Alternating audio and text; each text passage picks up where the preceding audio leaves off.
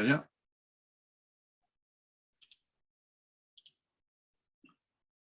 El estudio de hoy tiene que ver con un tema. Estamos pasando de lo práctico, perdón, de lo teórico que hemos estado viendo todo estas 5 semanas atrás, los 5 estudios previos, y estamos ya casi rozando lo más práctico, ¿eh? Estamos en el momento de, bueno, de entrar a las cosas prácticas que tienen que ver con la vida de la iglesia y cómo nos desenvolvemos dentro de la iglesia, cada uno, ¿verdad?, desarrollando nuestro ministerio y nuestra manera de vivir la iglesia, ¿no? Entonces, el tema de hoy lo he llamado las marcas de la iglesia, ¿no? Hay otros autores que lo llaman las notas de la iglesia o las características de la iglesia. En este caso, las marcas de la iglesia, pues me parecía un título adecuado para lo que tenemos que ver hoy, ¿no? Y como digo, estamos rozando ya la parte más práctica de todo este estudio. Luego después van a venir otros más adelante, pues que tendrán que ver con el gobierno de la iglesia, tendrán que ver con los diferentes ministerios que se desenvuelven en la iglesia y estas cosas. Y entonces todo eso sí es más tangible, ¿no? Lo otro, digamos que está asentando las bases para lo que tenemos que ver después. De modo que vamos a hacer, como siempre, un pequeño repaso del estudio anterior. Ya sabéis que hemos hablado de la iglesia visible y de la iglesia invisible. Hemos hablado de esa realidad de la iglesia en esta tierra, pero también al mismo tiempo una realidad entre comillas mística de la iglesia, ¿verdad? Hemos hablado de la iglesia militante y de la iglesia triunfante. La iglesia militante es aquella que, como sabéis, está pues en esta vida, desarrollándose en esta vida, andando por este mundo, y la iglesia triunfante es aquella que ya ha sido glorificada y que está disfrutando de la presencia del Señor, ¿no? De toda aquella nube de testigos, como dice Hebreos capítulo 12. Vimos también una pequeña diferencia entre iglesia como organismo e iglesia como organización. Lo principal era que la iglesia es un organismo cuyo aliento, cuyo hálito, cuya vida le viene del Espíritu de Dios, ¿eh? Y la iglesia como organización, efectivamente, para desarrollar sus ministerios, pues necesita un mínimo de organización, ¿no? Dios no es un Dios de desorden, sino un Dios de orden, y por lo tanto hay una organización. No una organización piramidal ni jerárquica, sino una organización horizontal donde cada miembro es punto de edificación del resto de los miembros, ¿eh?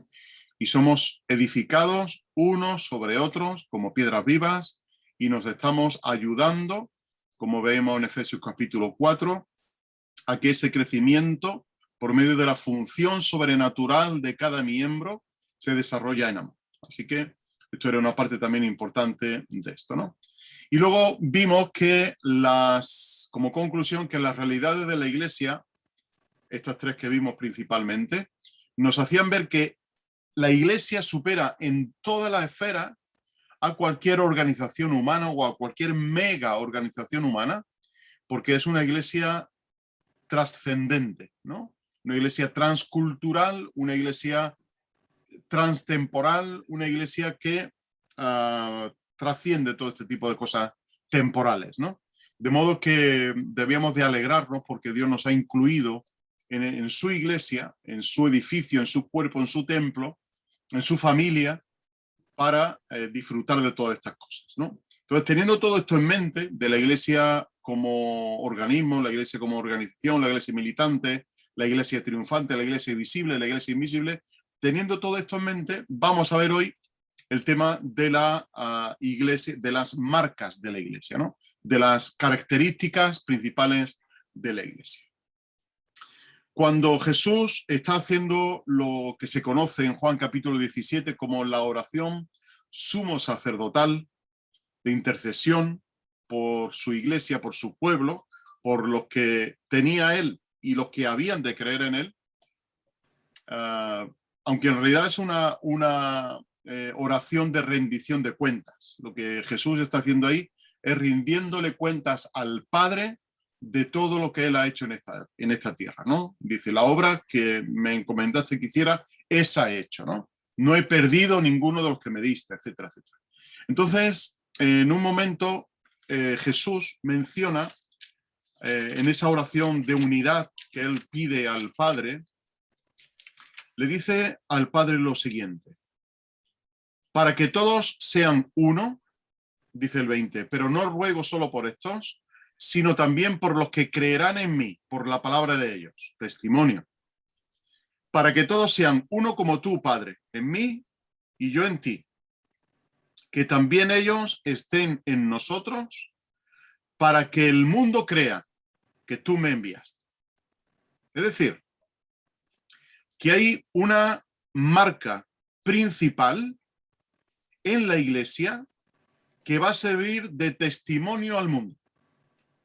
De testimonio para que el mundo crea que Jesús ha venido del Padre. Obviamente, cuando en Hechos capítulo 1, versículo 8, Jesús le dice a sus discípulos: esperad en Jerusalén hasta que seáis investidos de poder de lo alto, y entonces me seréis testigos en Jerusalén, en Judea, en Samaria, hasta el último de la tierra.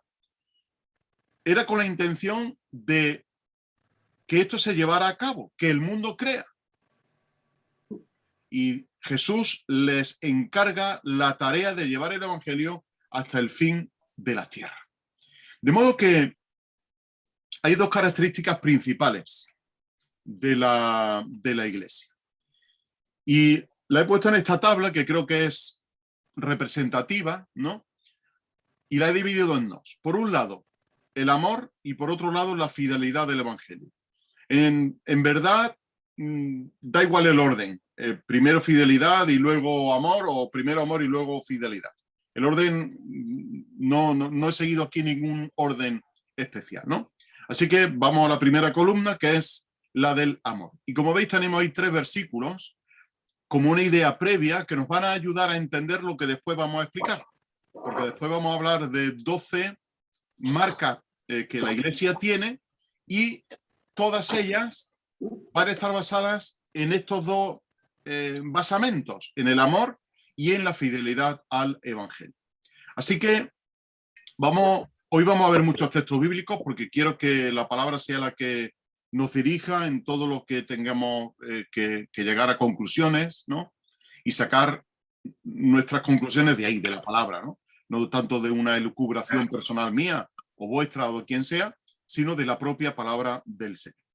Así que tenemos la primera en cuanto al amor en Juan capítulo 13 y versículo 35. Este es un versículo que todos conocemos, que es muy claro, que después lo voy a mencionar otra vez, y voy a mencionar una frase de Francis Schaeffer, en su libro del año 70, pero bueno, un libro todavía tiene cierta relevancia, ¿no? Francis Schaeffer fue, bajo mi punto de vista, uno de los mejores pensadores, uno de los mejores filósofos que ha tenido el pueblo evangélico. Él fundó ahí en Suiza una comunidad para gente hippie, para gente pensadora que estaba descontenta con la sociedad, y ahí se juntaban para hablar del evangelio y para llevar el evangelio a mucha gente. Y de hecho, mucha gente se convirtió ahí, en este sitio, se llama Labri, ¿no? Como digo, que está en Suiza. Y creo que todavía estaba en funcionamiento, pero bueno. Y Francis Schaeffer llegó a decir que el mundo tiene todo el derecho a pensar si Jesús vino al mundo o no vino al mundo, a base del amor que los creyentes nos tengamos entre nosotros. Y se basa en este versículo, en Juan 13:35, porque es un versículo meridianamente claro, ¿no? Que Jesús le dice a los discípulos. Les dice en el versículo 34: un mandamiento nuevo os doy, que os améis unos a otros como os amé, que también os améis unos a otros. En esto conocerán todos que sois mis discípulos. La marca principal del creyente es esta: si os tenéis amor unos a otros. Fijaos que Jesús no está enfatizando la doctrina, no está enfatizando la obra misionera, no está enfatizando el número de creyentes que puede tener una iglesia, está enfatizando y poniendo como marca principal de la vida del creyente, que sirve de testimonio para el mundo, el tener amor unos a otros. Y no hay más. Nosotros hemos añadido después muchas cosas. Pero esta es la marca principal. Y sobre esta se va a basar todo lo que va a venir después. Si os tenéis amor unos a otros. Si yo te amo a ti y tú me amas a mí. Que somos discípulos del mismo maestro. Que somos hijos del mismo Dios. Pero cuando no hay amor entre nosotros, el mundo tiene derecho a juzgarnos, y con toda la razón del mundo, y pensar pues que somos creyentes de baja clase, ¿no? Porque no nos amamos unos a otros. Y claro, ese amor se traduce en una parte práctica. Y ese amor práctico después lo va a desarrollar Juan en su primera carta, que ahora vamos a ver en unos minutos. Así que la primera nota, o la primera marca de la iglesia es el amor. En esto conocerán todos que son mis discípulos. En el amor que os tengáis unos a otros. Pero no vale cualquier amor. Vale el amor bíblico. El amor, como tenemos en 1 Corintios capítulo 13, como don del Espíritu Santo, porque no olvidemos que 1 Corintios 11, 12, 13 y 14 están hablando de los dones espirituales. Y Pablo incluye ahí el capítulo 13 como el don, el camino para desarrollar todos los dones, que es el amor. Y digamos que es el don que protege al resto de dones de que no se nos suman los dones a la cabeza, sino que los mantengamos a raya bajo el paraguas y bajo el marco del amor. Esto es importante que también que lo sepa, ¿no? ¿Qué clase de amor tenemos que tener unos con otros para cumplir lo que Jesús nos dice aquí, ¿no?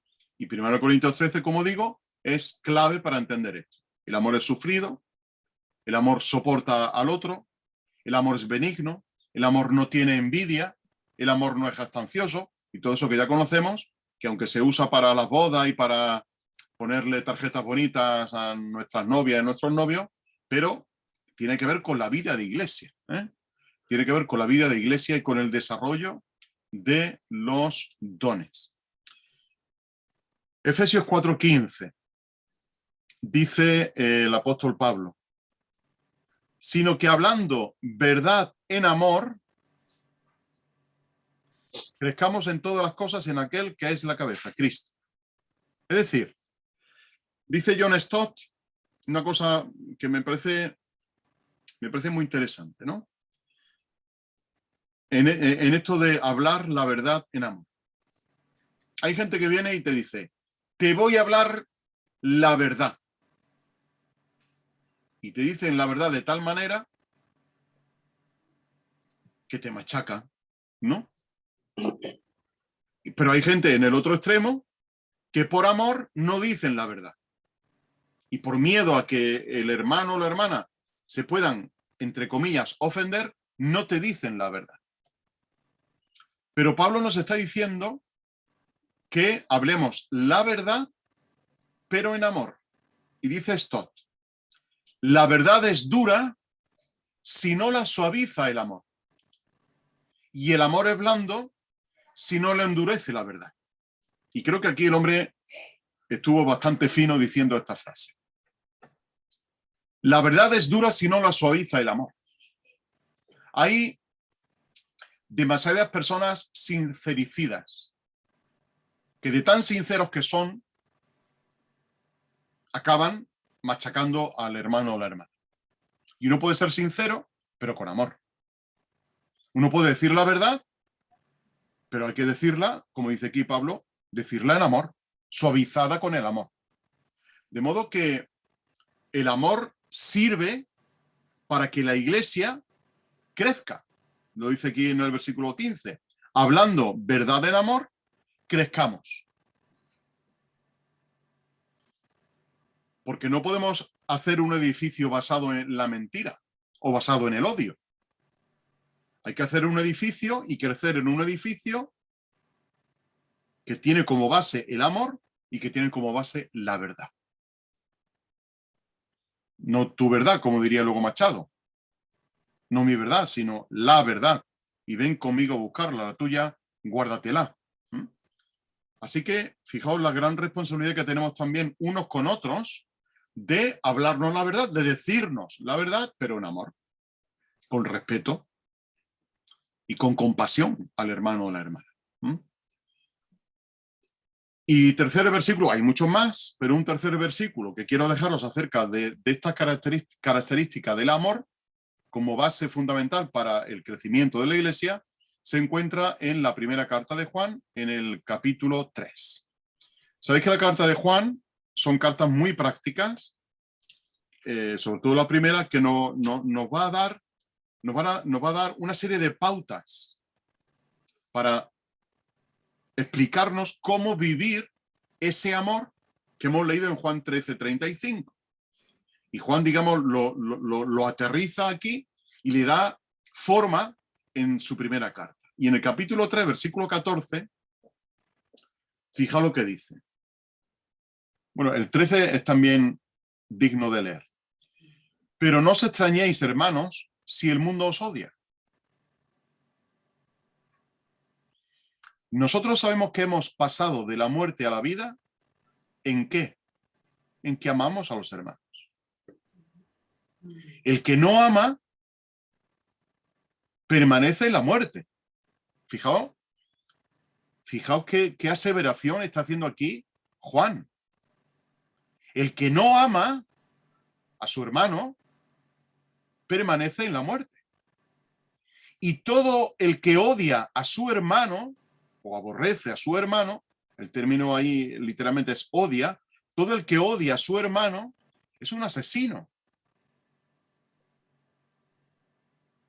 Y sabéis que ningún asesino tiene vida eterna morando en él. En esto hemos conocido el amor, en que él, refiriéndose a Jesús, puso su vida por nosotros.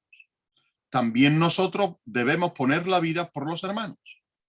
Pero el que tiene bienes en este mundo, y aquí viene lo práctico, el que tiene bienes en este mundo y ve a su hermano en necesidad y le cierra sus entrañas, ¿cómo podrá habitar el amor de Dios en él? Es incongruente, dice Juan. Es incongruente que una persona que diga que ha recibido el amor de Dios no sea compasivo con su hermano o con su hermana. Cuando tiene una necesidad y hay que cubrirle, ¿no? Luego Santiago lo va a repetir también. No basta con decir, oye, pasad y calentaos. Pero ahí también hay que darle de comer y hay que darle de vestir y hay que darle descanso a esa gente, ¿no? Hijitos, no hablemos de palabra ni de lengua, sino con obra y de verdad. Y en esto sabremos que somos de la verdad y tranquilizaremos nuestro corazón delante de él, aun cuando nuestro corazón nos condene, porque más grande que nuestro corazón es Dios y él conoce todas las cosas. No hablemos de palabra ni de lengua, sino con obra y de verdad. Así que fijaos que de nuevo aparecen juntos en los términos amor y verdad. Ya apareció en Efesios y de nuevo Juan lo menciona aquí. El amor y la verdad. Así que Juan aterriza ese concepto que menciona Jesús en Juan capítulo 13, de si tenéis amor unos a otros, y lo trae al terreno práctico, para que tú y yo entendamos qué significa y cómo practicar ese amor hacia los hermanos. Cubriendo sus necesidades, hablando sinceramente, pero con verdad, y edificándonos sobre ese amor. Esa sería la primera gran marca, ¿no? Digamos, la que engloba a todas las demás. Pero junto con esta está, como tenéis ahí, la fidelidad del Evangelio. Muy temprano en la historia de la Iglesia, ya había gente que estaba adulterando el evangelio. Gente que estaba falsificando el evangelio, que estaban trayendo un evangelio diferente. Y hay cosas tan interesantes como las que dice Pablo. La primera tenemos aquí en 1 Corintios capítulo 15, en el versículo 1. Y él dice ahí lo siguiente. Lo encuentro y yo lo leo. Dice, y os doy a conocer, hermanos, el evangelio, o la buena noticia, el evangelio que os anuncié, el cual también recibisteis, en el cual también estáis firmes, por la cual también, si os aferráis a la palabra que os anuncié, sois salvos, si no creísteis en vano. Es decir, nos va a sentar una base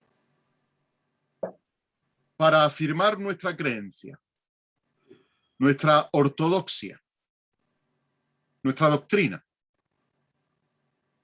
Y es lo siguiente. Porque primeramente os entregué lo que también recibí. Aquí hay un componente de tradición, pero tradición bíblica, tradición de la buena, no la tradición de hombres, sino tradición de la buena. Y esto es lo que él entregó a los corintios. Que Cristo murió por nuestros pecados, conforme a las Escrituras, que fue sepultado y que fue resucitado al tercer día, conforme a las Escrituras. Y que se apareció a Cefa, después a los 12, etc. A ese evangelio, a esa buena noticia, hay que serle fieles. Porque si nos desviamos de este principio básico de que Cristo muere por nuestros pecados, que es sepultado y que es resucitado, si nos movemos de ahí estamos perdidos, dice Pablo. Si os aferráis a esto, sois salvos si no creísteis en vano. Y esto es la base fundamental del evangelio. Cristo que muere por nosotros, que es sepultado y que resucita. Ahora, ese evangelio, algunos, como decía antes, algunos empezaron a tergiversarlo y empezaron a traer otro evangelio. Y en Gálatas capítulo 1, Pablo tiene que avisar algo que, si no conociéramos al apóstol Pablo o conociéramos la psicología y la manera de pensar del apóstol Pablo, uno pensaría que Pablo, por sus escritos, era un hombre demasiado presuntuoso, ¿no? Pero fijaos lo que dice aquí en el capítulo 1, versículo 6. Estoy maravillado de que así tan pronto estáis siendo desviados del que os llamó por gracia, a un evangelio diferente, a un pseudo-evangelio, a una cosa que parece ser el evangelio, pero que ha sido adulterado. El otro día, lo digo porque es mi suegra y me puedo permitir el lujo de decirlo, ¿no? El otro día mi suegra, pues estábamos comiendo, como comemos tantas veces juntos, y bueno, pues algunos tomamos vino, otros toman cerveza, en fin, agua, cada uno lo que toma, ¿no? Y veo que mi suegra se echa vino, que además era vino, no era peleón, era vino en condiciones, un vino bueno. Se echa vino y le echó medio vaso de agua al vino para rebajarlo. Y le dije, pero suegra, pero estás adulterando ese vino tan sabroso que nos estamos tomando, ¿no? ¿Era vino? Claro que era vino, pero vino más ligero, ¿no? Vino con más aguado, y eso era un pseudo vino, y eso es lo que Pablo está diciendo aquí. Alguien os está trayendo un evangelio diferente, un pseudo evangelio, y luego hay que leerse la epístola a los Gálatas para entender qué es ese pseudo evangelio, ¿no? Dice, no que haya otro, no, es el mismo, sino que hay algunos que os inquietan y quieren tergiversar el evangelio de Cristo. ¿Existe otro evangelio? No existe otro evangelio. Hay uno solo, el evangelio de Cristo. En aquellos tiempos, los césares y toda esta gente, cuando venían de una conquista, llevaban delante a sus precursores y venían diciendo la palabra evangelio. Evangelio, porque evangelio es una palabra común en aquella época, ¿no? Y era la buena noticia de que el César o quien fuera, o el este de turno, ¿no? El conquistador de turno, pues había vencido sobre un pueblo, sobre una nación. Y eso era la buena noticia, era el evangelio. Pero dice Pablo, hay un solo evangelio, y es el de Cristo. El resto son pseudoevangelios. Y dice él, y aquí es donde yo os quería traer el énfasis, pero si aún nosotros, fíjate lo que dice Pablo, si aún nosotros, los que hemos sido portadores del evangelio de Cristo, si aún nosotros o un ángel del cielo anunciara un evangelio contrario al que os anunciamos, sea anatema, sea hecho maldición. Como antes hemos dicho, también digo ahora otra vez, si alguno os anuncia otro evangelio contrario al que recibisteis, sea anatema. Porque como digo, hay un pseudo evangelio que viene licuado, que viene aguado y que viene edulcorado en algunos casos y que viene con aditivos para que parezca que es el evangelio, pero no es el verdadero evangelio.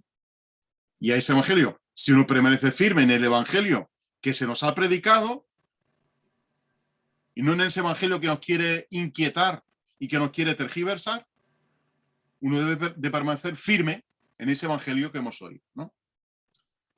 Bueno, veo que me estoy entusiasmando demasiado y se me pasa el tiempo. Primera de Juan, capítulo 4. De nuevo, el apóstol Juan nos da una serie de recomendaciones o de mandamientos, si queréis, ahora en cuanto a la fidelidad al evangelio. Dice, amados, no creáis a todo espíritu, a toda persona, sino probad los espíritus, si proceden de Dios. Porque muchos falsos profetas han salido al mundo, pseudoprofetas, ¿no? En esto conoced el Espíritu de Dios. Todo espíritu que confiesa que Jesucristo ha venido en carne es de Dios, y todo espíritu que no confiesa a Jesús no es de Dios. Y este es del anticristo, del que habéis oído que viene y ahora ya está en el mundo. Hijito, vosotros sois de Dios y los habéis vencido, pues mayor es el que está en vosotros que el que está en el mundo. Ellos proceden del mundo, por eso hablan de parte del mundo y el mundo los escucha. Nosotros procedemos de Dios, el que conoce a Dios nos escucha, el que no procede de Dios no nos escucha. Por eso conocemos el espíritu de la verdad y el espíritu de la verdad. Pasajes, como veis, clarísimos, que nos ayudan a saber discernir en estos tiempos tan difíciles, donde hay pseudoevangelios, a saber identificar el verdadero evangelio. Y luego en la segunda carta, versículos 9 y 10, dice, todo el que se propasa y no permanece en la doctrina de Cristo, no tiene a Dios. Porque hay gente que se propasa. Hay cargas, hay gente que pone cargas, como decía el Señor Jesús en su época, los apóstoles en su época, cargas que ni nosotros ni nuestros padres hemos podido llevar. Entonces hay gente que se propasa, dice aquí Juan, y no permanece en la doctrina de Cristo, no tiene a Dios. El que permanece en la doctrina, este tiene al Padre y al Hijo. Por lo tanto, hay las dos principales marcas de la Iglesia son el amor y la fidelidad al evangelio puro, no el evangelio adulterado, de tradición de hombres, sino el evangelio que hemos visto en 1 Corintios 15, que consiste en que Cristo muere, que Cristo es sepultado y que Cristo resucita. A partir de ahí se construye todo el cuerpo doctrinal del Nuevo Testamento. Y a ese evangelio que se nos ha tradicionado, que se nos ha transmitido, a ese evangelio hemos de serle fieles. Y como ahora veremos en Judas capítulo 3, esa es la fe dada de una vez para siempre a los santos. Y es esa fe por la que tenemos que contender ardientemente. No por cuestiones secundarias, sino por cuestiones básicas y fundamentales de la fe cristiana. que es lo que debemos de defender a capa y espada, ¿no? Bien, pues estas son las dos ideas previas o ideas principales sobre las cuales se va a construir todo lo que va a venir ahora. Hay un libro que seguramente muchos de vosotros conocéis de Samuel Vila que se titula A la fuente del cristianismo. Este libro de don Samuel Vila lo que hace es un recorrido histórico para ir a la fuente del cristianismo, es decir, a el evangelio del primer siglo, de la primera iglesia, para que a partir de ahí podamos construir nuestra realidad hoy en el siglo XXI con principios y con valores del siglo I. 20 siglos después, la iglesia crece con valores del siglo I y con propósitos del siglo I. Pero hay cierto peligro de volver a periodos posteriores. Es decir, bueno, pues hay iglesias que con todo el respeto dicen tenemos que volver a la reforma, ¿no? Somos protestantes y como somos protestantes, nuestras raíces están en el siglo XVI. Eso es un error como una casa de grande.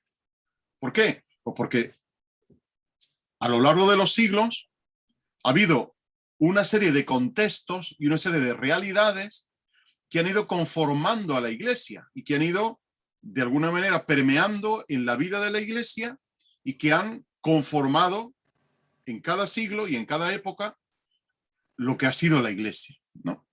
Pero hemos de volver a las fuentes, volver al principio de los principios, al libro de los Hechos, incluso a los Evangelios, para entender cómo la iglesia debe de vivir y cómo la iglesia tiene que ser y cómo la iglesia debe de transmitir el mensaje. Por lo tanto, ni la reforma, ni los periodos de avivamiento a lo largo de la historia, que muchos anhelan, ¿no? Volver a esos periodos grandes del avivamiento de Wesley y de Whitefield. Eso pasó en la historia, fueron momentos muy bonitos, pero no se ajustan a nuestra realidad. Y no deben ser los patrones para la iglesia. Porque si así fuera, para predicar tendríamos que coger el púlpito, ponerlo en el medio de la iglesia, como hacía en la época de la Reforma, incluso hasta predicar con una boina, como se predicaba en la época de la Reforma, ¿no? Y no es volver a eso, es ir mucho más atrás en el tiempo.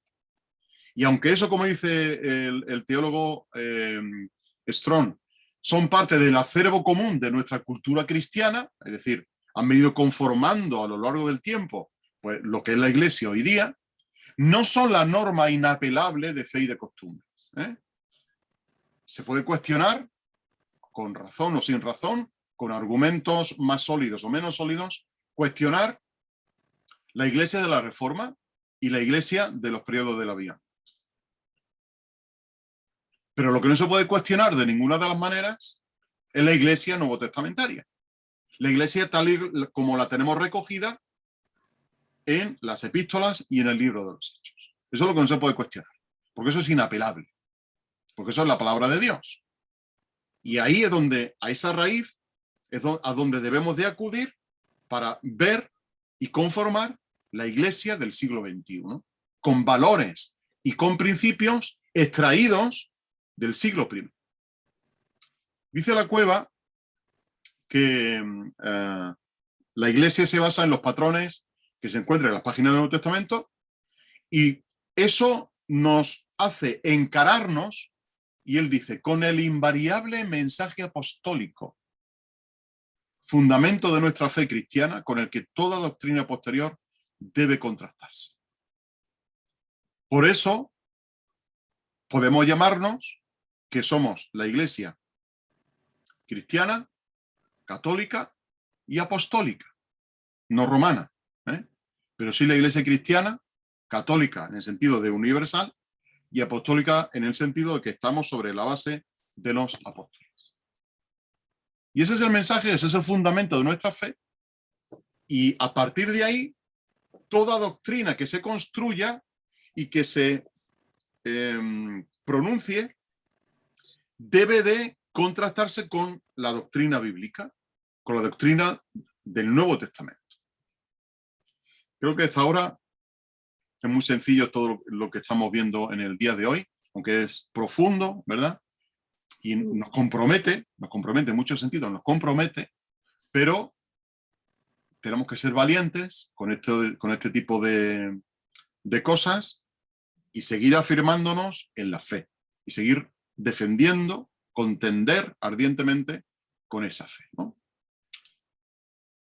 La ortodoxia repito, la ortodoxia no salva a no ser que sea traducida en fe y en fidelidad. Porque uno puede conocer muy bien la doctrina, la ortodoxia.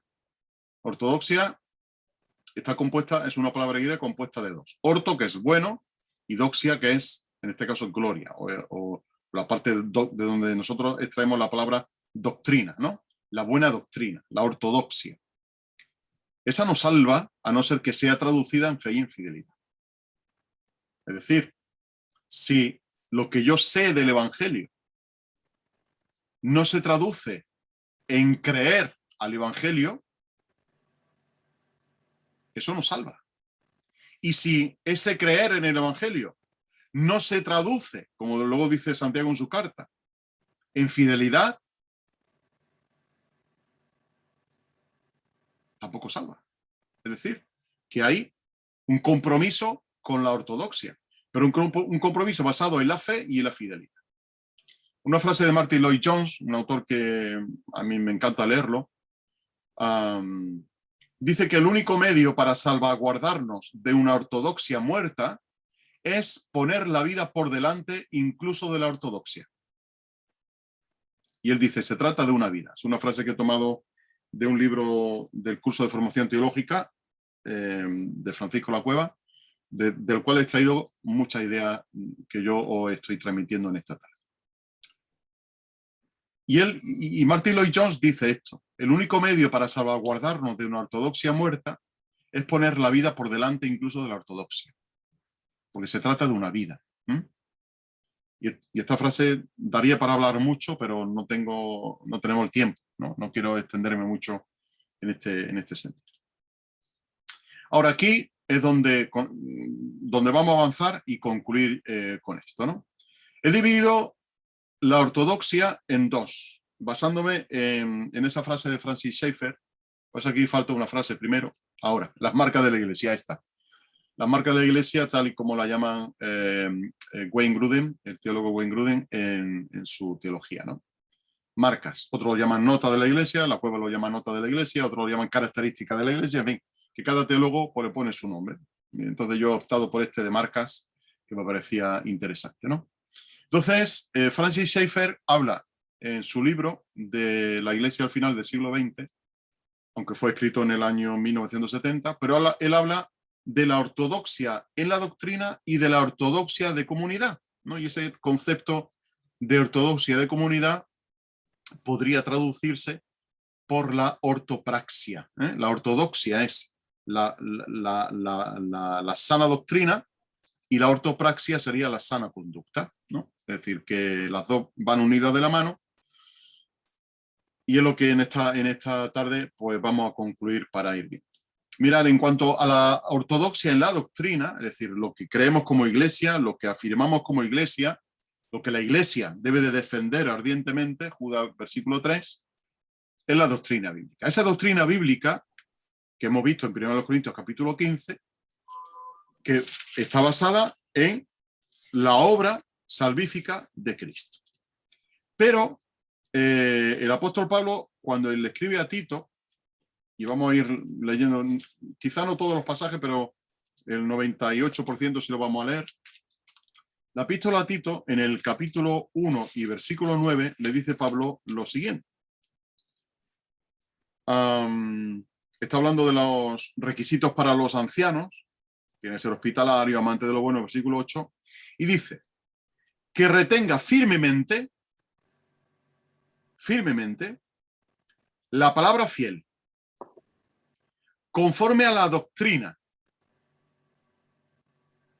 a fin de que sea capaz de exhortar con sana enseñanza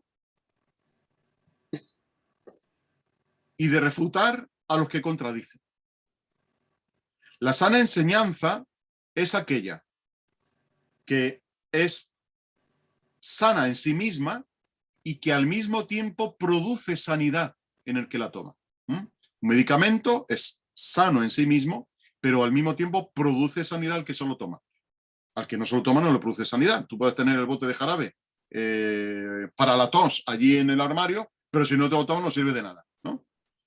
El bote de jarabe en la mesita para cuando nos da el golpe de tos por la noche, pero si no me lo tomo no sirve de nada, voy a seguir tosiendo toda la noche. Porque tiene efecto cuando uno lo toma. Y le dice Pablo a Tito, el anciano tiene que ser una persona que sea capaz de exhortar con la sana enseñanza. Es decir, para sanar al otro. Porque la palabra de Dios, como dice Pablo también en 2 Timoteo 3, la palabra de Dios es útil para enseñar, para redarguir, para corregir, para instruir en justicia, a fin de que el hombre de Dios, etcétera, etcétera. Pero la sana enseñanza es aquella que produce sanidad en el que la recibe.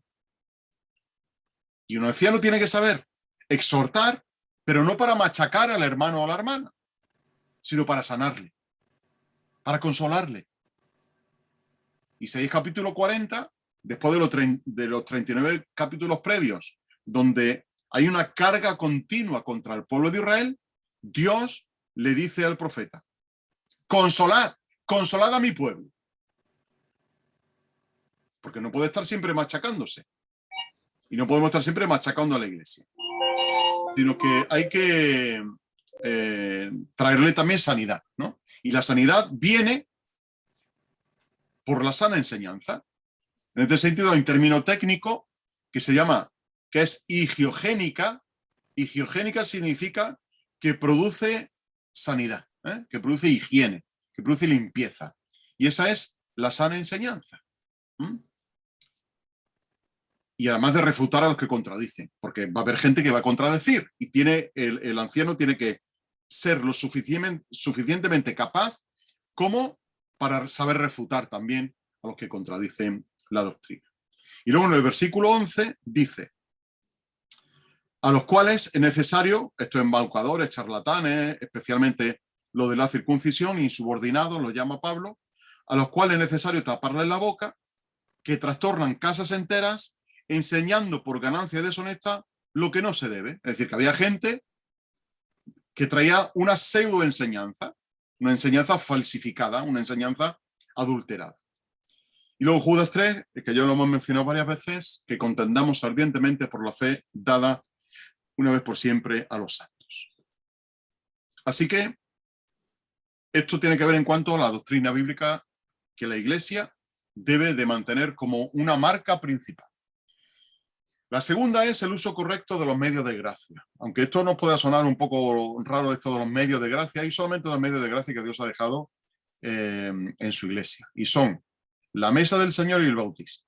Estos son, digamos, estos dos medios principales que la Escritura se menciona para que la Iglesia pueda practicar de manera continua. Y son, como digo, la mesa del Señor, 1 Corintios capítulo 11, y Hechos 2:41, que tiene que ver con el bautismo. Bautismo como no como rito iniciático, pero sí como el acceso, ¿no? a la identificación con Cristo. Entonces, como el de Hechos 2:41 dice que los que creían eran bautizados, este es un versículo muy sencillo, que ya conocemos mucho, y 1 Corintios 11, que ya nos detendremos en su momento cuando hablemos de la mesa del Señor y de la cena del Señor, pues ahora no me voy a detener en su lectura, porque son 17 versículos, pero son muy interesantes de leer porque nos confrontan con nosotros mismos a la hora de sentarnos delante de la mesa del Señor, ¿no? Pero bueno, como digo, como este será un tema que tratemos en un día aparte, le dedicaremos una hora, pues no me voy a detener mucho aquí. Una tercera marca es el uso correcto de la disciplina. 1 Corintios capítulo 5, Pablo tiene que reprender a una persona, a un joven, o no tan joven, que era tan desvergonzado que se acostaba, perdonadme la vulgaridad, con su madrastra, ¿no? Pablo dice que alguien tiene la mujer de su propio padre, ¿no? En este caso entendemos que sería no su madre biológica, sino posiblemente una madrastra, ¿no? Pero Pablo les dice a estos corintios que por todas partes se oye que hay inmoralidad sexual entre vosotros. Y una inmoralidad sexual tal que ni aún existe entre los gentiles. Fijaos qué palabras tan duras. Hasta el punto de que alguien tiene a la mujer de su propio padre. Y vosotros estáis engreídos y no os habéis más bien entristecidos para que fuera quitado de en medio de vosotros el que hizo esta acción, ¿no? Por medio de la disciplina eclesial. Y le dice en el versículo 6, no es buena vuestra jactancia. ¿No sabéis que un poco de levadura leuda toda la masa? Limpiad la vieja levadura para que seáis masa nueva, como sois, sin levadura, porque Cristo, nuestra Pascua, ya fue sacrificado. Versículo 12, porque ¿qué tengo yo que juzgar a los de afuera? No juzguéis vosotros a los de adentro, a los de afuera ya lo juzgará Dios, quitad entre vosotros al malvado. Y claro, debían de ejercer la disciplina, porque estaban manchando el testimonio de cara al mundo de la iglesia. Y como esta persona se estaba comportando de esta manera, que estaba poniendo en vergüenza a la iglesia delante de la gente, pues esta persona dice, hay que quitar de entre vosotros al malvado. Hay que excomulgarlo, hay que quitarle la comunión a esa persona. Y fijaos el caso tan extremo que es. Tampoco no me voy a detener mucho porque habrá un día que hablemos de la disciplina de la iglesia, ¿no? Entonces no me detengo ahora en este capítulo, pero luego tenéis que compararlo con 2 Corintios capítulo 2, cuando dice que a ese tal que tuvisteis que tomar, que entregasteis a Satanás, es el término que se usa, ¿no? Pues a ese tal, pues tenéis que restaurarlo una vez que se ha arrepentido de su pecado, que se ha apartado de su pecado, tenéis que restaurarlo, ¿no? Así que lo tenéis ahí en 1 Corintios 5 y en 2 Corintios capítulo 2. En cuanto al gobierno bíblico, también es otra marca de la iglesia. Cuando Pablo le da instrucciones a Timoteo de cómo deben de ser los que guían a la iglesia, los que cuidan de la iglesia, los presbíteros, los episcopos, los que vigilan por la iglesia. Y el otro día hablábamos en petit comité, ahí al acabar el culto, en el postculto, que a veces es más largo que el culto, pero en el postculto habíamos un grupito y estábamos hablando precisamente pues, de tendencias doctrinales que se enseñan por ahí, ¿no? Y que están llegando a las iglesias, que se están implantando dentro de las iglesias, y llegábamos a la conclusión de que uno tiene que estar preparado de antemano para que cuando eso empiece a llegar, tengamos los argumentos suficientes como para saber rebatirlo, ¿no? Y no estar a salto de mata, sino estar viendo por encima lo que se viene para prevenir a la iglesia, ¿no? Y esa es la labor principal del episcopo, ¿no? Del que mira por encima. Y eso es lo que Pablo le dice ahí a Timoteo en la primera carta, capítulo 3. La función del que cuida, del episcopo, ¿no? Otro punto en el tema de la ortodoxia en la doctrina es la de la oración efectiva. Aquí sí me voy a detener un poquito. En Santiago capítulo 5, versículo 13, dice, ¿está afligido alguno entre vosotros? Póngase a orar. ¿Está alguno alegre? Que cante alabanzas. ¿Está alguno enfermo entre vosotros? Haga llamar a los ancianos de la iglesia y orad por él, ungiéndolo con aceite en el nombre del Señor. Y la oración de fe sanará al enfermo y el Señor lo levantará. Y si hubiera cometido pecados, le serán perdonados. Confesaos pues los pecados unos a otros y orad unos por otros para que seáis sanados. La súplica energizada de un justo puede mucho, o la oración del justo tiene mucho poder, ¿no? Es como se traduce en la versión Reina Valera.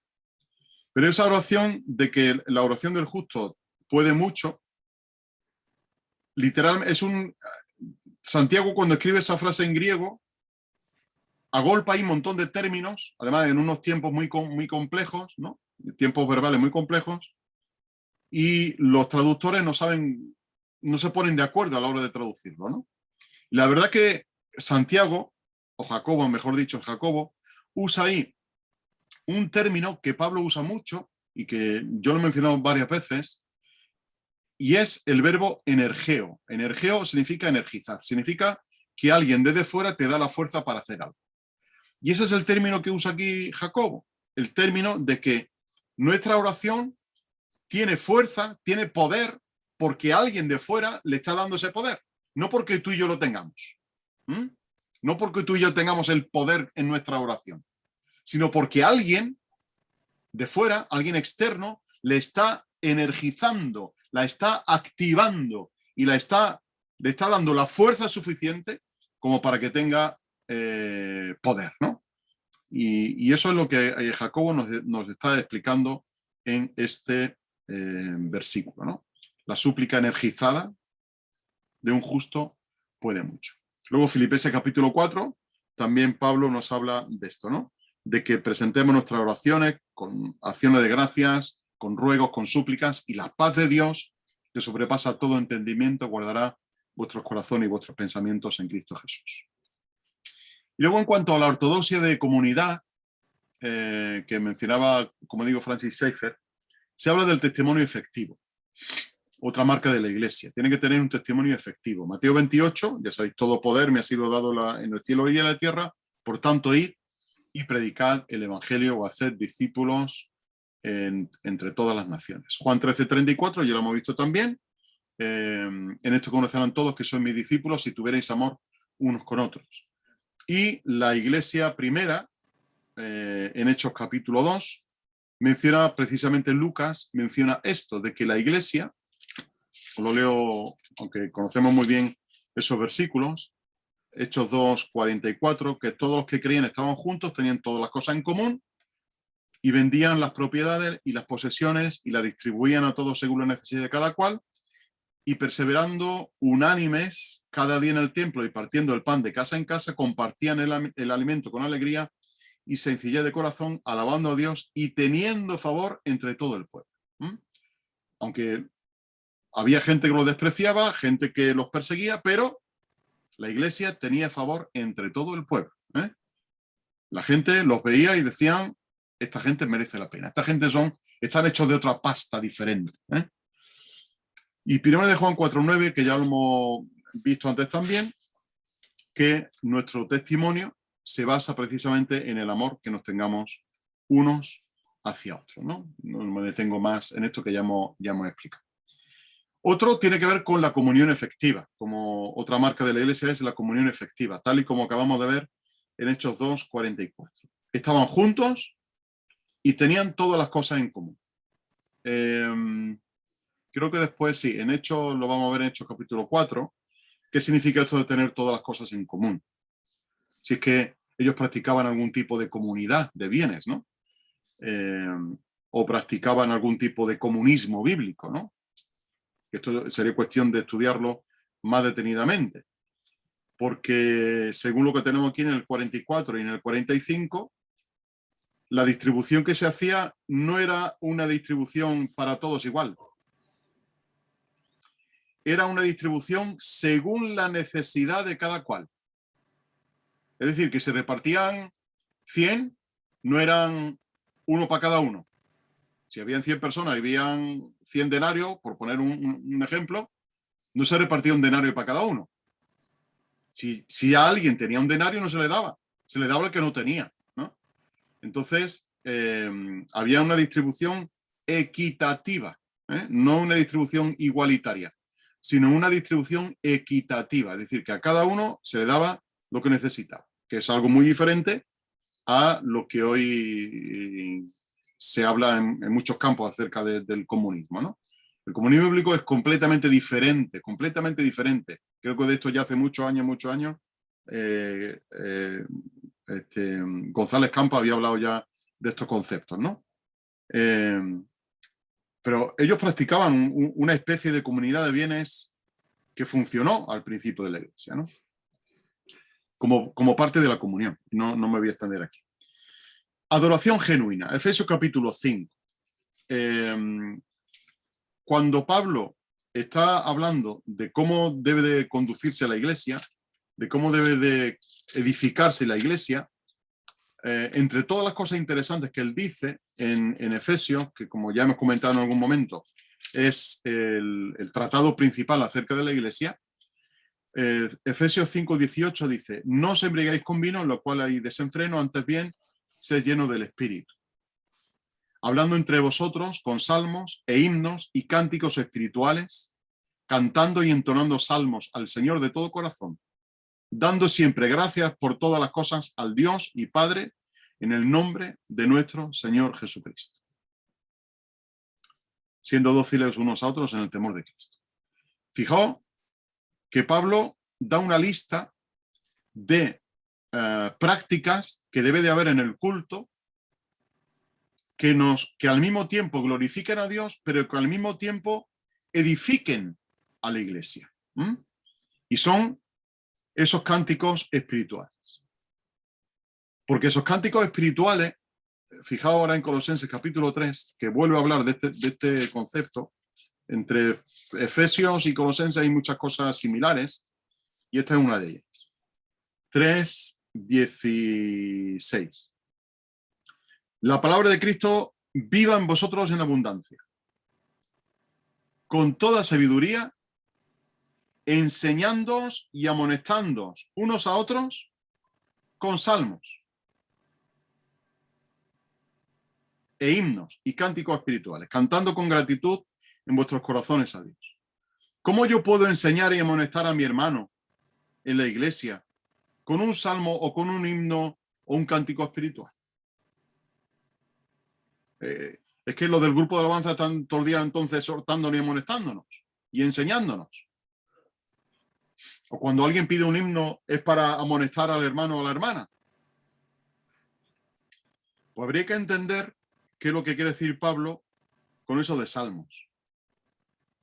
Si era solo y exclusivamente un himno de alabanza a Dios, o era quizá lo que vemos en muchos de los salmos, por ejemplo, el Salmo 74, que viene en el nombrecito arriba, pone Masquil de Asaf, en este caso, ¿no? Masquil de David o lo que sea. Masquil es un salmo, pero es un salmo didáctico, es un salmo, es una poesía didáctica, con un fin educativo. Asaf, se dice en 1 de Crónicas 25:2, se habla de que Asaf cantaba salmos proféticos, y la profecía no era solamente anticipar el futuro, sino traer además un mensaje de enseñanza de parte de Dios. Por eso es que hay salmos que nos enseñan y canciones que nos enseñan y canciones que deberían de enseñarnos y amonestarnos, ¿no? Y cuando estamos cantando y tenemos la pantalla allí delante y estamos adorando al Señor, aparte de que estemos adorando al Señor, estamos aprendiendo a adorar al Señor y estamos aprendiendo cierta doctrina y estamos aprendiendo cierto concepto y estamos animándonos unos a otros. Cuando cantamos aquella canción de Firme y Adelante, Hueste de la Fe, nos estamos animando. O cuando cantamos He decidido seguir a Cristo, nos estamos animando también unos a otros a que el Señor edifique su iglesia, etcétera, etcétera, ¿no? Bueno, no me detengo mucho más en el tema de la alabanza, que me parece también muy apasionante. Uy, ya voy muy tarde. El ministerio hay que desarrollarlo con poder espiritual. El ministerio uno no puede desarrollarlo con su propia fuerza. Hay que desarrollar el carisma que uno tenga, el carisma que Dios le haya dado a cada uno, debe desarrollarse en el poder del Espíritu. No puedes desarrollarlo con tu fuerza, porque al final eso conduce al fracaso, ¿no? Y Hechos 1:8 le dice el Señor a los discípulos: esperad que venga el Espíritu Santo. Entonces seréis investidos del poder del Espíritu Santo. Y Romanos 1:16, Pablo dice que el Evangelio es poder de Dios para salvación a todo aquel que cree, ¿no? Y luego en 1 Corintios capítulo 4 también habla el apóstol Pablo de que, os lo digo ahora mismo, en 4:20, dice que el reino de Dios no consiste en palabras, sino en poder. Segundo Corintios 10 habla de que tenemos la mente de Cristo, y la mente de Cristo es para derribar, con el poder de su sabiduría, derribar toda altivez que se levanta contra Cristo, todo pensamiento que viene contra Cristo, y someter todo pensamiento a la obediencia de Cristo. Gálatas 3, 2 Timoteo 3 y Santiago 5 vuelven a enfatizar esto del poder espiritual del ministerio que cada uno desarrollamos dentro de la iglesia. Otro punto principal, y ya quedan 3 nada más, es la santidad personal de vida entre los miembros. 1 Tesalonicenses 4:3, Pablo nos dice que la voluntad de Dios es vuestra santificación. Esto es importantísimo. Uno quiere conocer siempre la voluntad de Dios. ¿Y qué querrá Dios conmigo? ¿Y qué querrá Dios de mí? ¿Y qué tengo que saber yo? Santificación. Hebreo 12:14. Seguid la paz y la santidad, sin la cual nadie, dice el autor de Hebreos, sin la cual nadie verá al Señor. Y entonces estamos en una posición de santificación posicional, es decir, Dios nos ha hecho santos, pero al mismo tiempo estamos en una santificación progresiva de ir santificándonos día a día, de ir tomando la imagen de Cristo, de que haya menos de mí y más del Señor, de que haya menos de mi persona, menos del viejo hombre y más del nuevo hombre, ¿no? Esa es la santificación progresiva. Por un lado, la posicional, de que Dios ya me ve santo, pero avanzo, ¿no? Y aún no se ha manifestado lo que hemos de ser. Seguimos buscando y anhelando aquella imagen de Cristo en nosotros. Filipenses 1:6, el que comenzó en vosotros la buena obra, la perfeccionará, ¿no? Hasta el día de Jesucristo. Otro punto es el cuidado de los pobres. La iglesia primitiva ponía un gran énfasis en este punto que hemos visto antes en Hechos capítulo 2, de que repartían a cada uno según su necesidad, pero luego cuando uno llega al capítulo 4 te das cuenta de que la iglesia lo que estaba haciendo era precisamente, 4:32, dice que la multitud de los que creyeron tenía un corazón y un alma, comunión, ¿no? Y ninguno decía ser suyo propio algo de lo que poseía. No decían mi casa, mi caballo, mi asno, mi buey. No decían eso, sino que tenían todas las cosas comunes. Lo compartían todo. Y con gran poder los apóstoles daban el testimonio de la resurrección del Señor Jesús y había abundante gracia sobre todos ellos. Y ahora fíjate el 34. No había ningún necesitado entre ellos. Pues todos los que poseían tierras o casas las vendían y llevaban el valor de lo vendido y lo ponían a los pies de los apóstoles y era distribuido a cada uno, de nuevo, según su necesidad. Un reparto equitativo.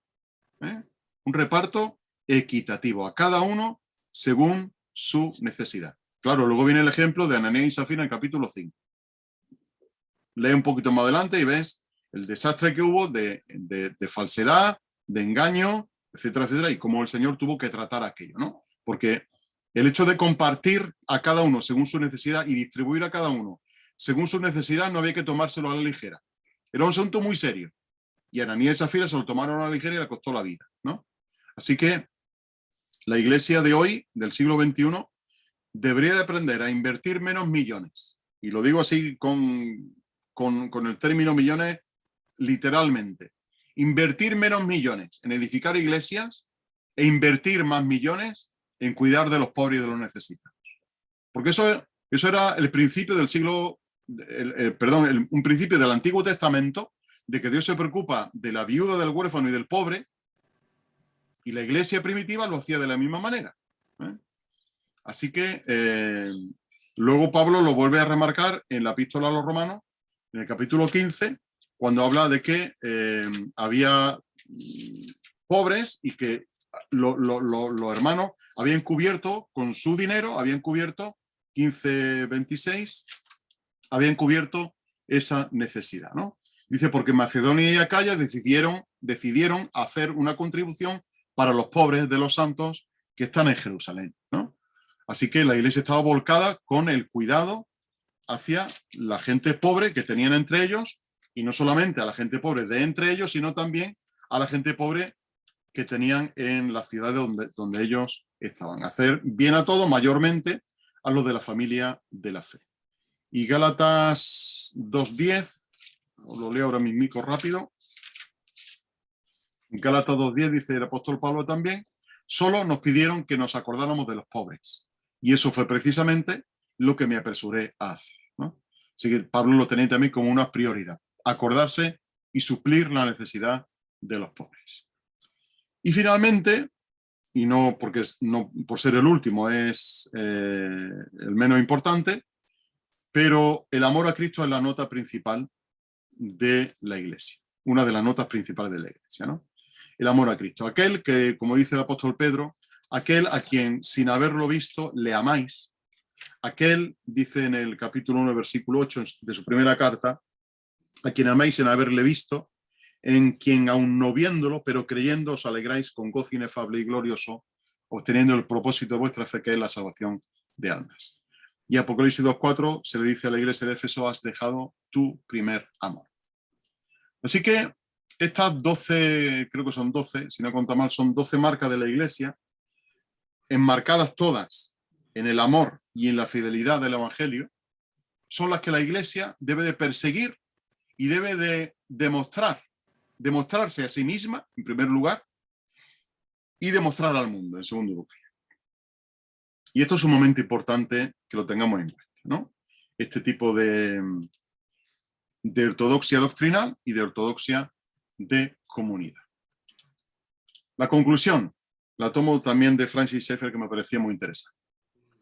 A menos que nuestro prójimo vea en nuestras iglesias no solo la predicación de la verdad, sino la práctica del amor y la belleza, a menos que puedan ver que el ideal que los humanistas acertadamente desean, aunque sin poder conseguirlo por el humanismo, si eso puede practicarse y debe de practicarse en nuestras comunidades, permitidme que os lo diga sin ambajes, dice Francis Schaeffer, ni nos escucharán ni deben escucharnos. Qué profundo es esto, ¿eh? Si no ven un enlace entre la verdad y el amor, no nos van a escuchar. Ni deben, dice él, ni deben escucharnos. Así que el reto que tenemos por delante, hermanos, es duro, ¿eh? Es duro como iglesia. Es duro como creyentes individuales, pero al mismo tiempo es duro como comunidad de creyentes, como iglesia, ¿no? El hecho de que el mundo ponga en tela de juicio nuestra fe, ¿no? Y ponga en tela de juicio el conocimiento y la verdad de la cual hablamos, y que finalmente puedan decidir si lo que estamos diciendo es verdad, es creíble o no es creíble.